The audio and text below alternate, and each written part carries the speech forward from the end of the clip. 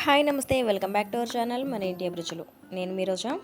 ఈరోజు మనం ఎంతో ఈజీగా టేస్టీగా ఉండే ఉల్లి వడలు ప్రిపేర్ చేసుకుందాం. ఇది డెలివరీ అయిన వాళ్ళు, పథ్యం చేసేవాళ్ళు ఎవరైనా సరే తినచ్చు.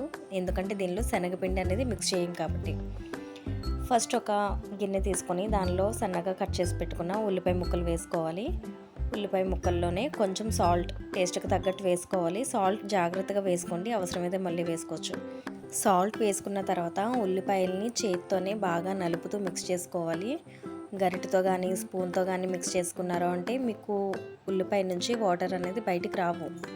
అందుకని ఖచ్చితంగా చేతితోనే నలుపుతూ మిక్స్ చేసుకోవాలి.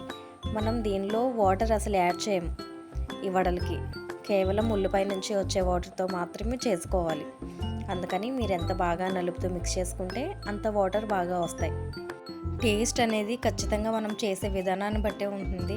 మీరు కొంచెం ఓపిక చేసుకొని దీన్ని ఒక 5 to 10 minutes వరకు ఖచ్చితంగా నలుపుతూ ఉన్నారు అంటే ఆ వాటర్ బాగా రావడం వల్ల టేస్ట్ బాగుంటుంది. చూడండి ఉల్లిపాయలు ఎలా పొడి పొడిగా అయిపోయాయో. ఇలా బాగా మిక్స్ చేసుకున్న తర్వాత మూత పెట్టి ఒక 10 to 15 minutes పక్కన పెట్టేసుకోవాలి. ఖచ్చితంగా 10 to 15 minutes నానాలి. అప్పుడు ఇంకా సాఫ్ట్ అవుతాయి ఉల్లిపాయలు, వాటర్ కూడా ఇంకా బయటకు వచ్చేస్తుంది. ఇప్పుడు దీనిలోనే సన్నగా తరిగి పెట్టుకున్న అల్లం ముక్కలు, సన్నగా తరిగి పెట్టుకున్న పచ్చిమిరపకాయ ముక్కలు, సన్నగా కట్ చేసుకున్న కరివేపాకు వేసుకొని మిక్స్ చేసుకోవాలి. అల్లం మాత్రం మ్యాండేటరీ, కంపల్సరీ వేసుకోవాల్సిందే. అల్లం లేకపోతే టేస్ట్ ఉండదు. మీకు అల్లం ముక్కలు ఇష్టం లేకపోతే తురుముకోండి, తురుముకున్న అల్లం వేసుకున్నా పర్వాలేదు.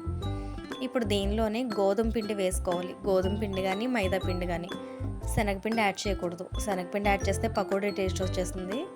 గోధుమ పిండి కానీ మైదా పిండి కానీ వేసి బాగా గట్టిగా మిక్స్ చేసుకోవాలి. పిండి వేసుకున్న తర్వాత మిక్స్ చేసుకోవడానికి 10 to 15 minutes ఖచ్చితంగా పడుతుంది. ఎందుకంటే అంత ఈజీగా మిక్స్ అవ్వదు. మనం కాస్త జాగ్రత్తగా ఓపికగా కలుపుతూ టైట్గా మిక్స్ చేసుకోవాలి. ఇలా కలుపుకున్న పిండిని ఒక 10 minutes మళ్ళీ మూత పెట్టి పక్కన పెట్టేసేయాలి. పిండి కొంచెం లూజ్ అవుతుంది. ఇలా మూత పెట్టి పక్కన పెట్టేయడం వల్ల నీరు బయటకు వచ్చి పిండి ఇంకా లూజ్ అవుతుంది. ఈలోపు మనం కడాయిలో ఆయిల్ వేసి ఆయిల్ హీట్ చేసుకోవాలి. ఇప్పుడు పిండిని మూత తీసి చూడండి, కొంచెం లూజ్గా ఉంటుంది. ఈ కన్సిస్టెన్సీలో ఉన్నప్పుడే ఒక గిన్నెలో వాటర్ పెట్టుకొని చేతిని తడి చేసుకుంటూ వడల్లా చేసుకోవాలి. పిండి మొత్తం తీసుకొని వడల్లా చేసుకోవాలి. మీకు ఇలా చేతితో కనుక వీలు అవ్వకపోతే ఆయిల్ ప్యాకెట్స్ కానీ పాల ప్యాకెట్స్ కానీ లేదంటే అరిటాకు మీద వేసుకున్నా మీకు ఈజీగా వస్తుంది. వడలు వేసేటప్పుడు మాత్రం మీరు కంపల్సరీ మీడియం ఫ్లేమ్లో మాత్రమే పెట్టుకోవాలి. హై ఫ్లేమ్లో పెట్టారు అంటే త్వరగా కలర్ చేంజ్ అయిపోతే కానీ లోపల ఉడకవు. గోధుమ పిండి కదా, ఉడకడానికి కొంచెం టైం పడుతుంది. ఇలా ఒకదాని తర్వాత ఒకటి మీకు పట్టినన్ని వడలు వేసుకున్న తర్వాత గోల్డెన్ బ్రౌన్ కలర్లోకి వచ్చే వరకు మీడియం ఫ్లేమ్లో ఫ్రై చేసుకోవాలి. చూడండి పర్ఫెక్ట్గా ఈ కలర్ వచ్చింది అంటే బాగుంటుంది. ఇవి పైన క్రిస్పీగా లోపల సాఫ్ట్గా చాలా టేస్టీగా ఉంటాయి. అల్లం ఎక్కువ వేసుకోవడం వల్ల ఫ్లేవర్ కూడా చాలా బాగుంటుంది.